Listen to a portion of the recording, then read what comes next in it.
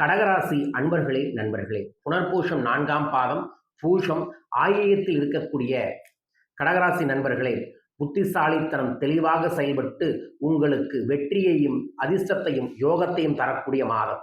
தனம், குடும்பம், வாக்கியாதிபதி லாபஸ்தானத்தில் சஞ்சரிப்பதால் வரவு அதிகரிக்கும், நிதிநிலை அதிகரிக்கும், பணவரவு நிச்சயம் உண்டு.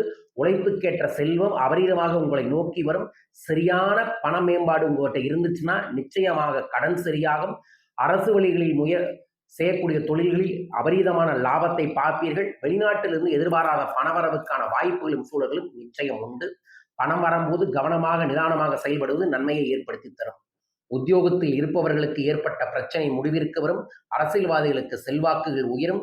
மாணவர்கள் படிப்பில் அக்கறை காட்ட தொடங்குவீர்கள். புது வேலை சார்ந்து தொழில் சார்ந்த வாய்ப்புகளும் மாணவர்களுக்கு நிச்சயம் உண்டு. கவனமாக இருக்க வேண்டிய நாட்கள் மே 20, 21, 22. அதிர்ஷ்டகரமான நாட்கள் மே 29, 30, ஜூன் 2, 3, 11 மற்றும் 18. சதுரகிரி சுந்தரமகாலிங்கத்தை வழிபாடுகளை செய்வதும், ஓம் நமசிவாய மந்திரத்தை தினமும் 27 முறை சொல்லுவதும், வியாழக்கிழமை சிவன் கோயிலுக்கு சென்று குரு தட்சிணாமூர்த்தியை வழிபட்டு வருவது உங்களுக்கு நல்லதை ஏற்படுத்தி தரும். பயன்படுத்தி வளம் பெறுங்கள். வாழ்க.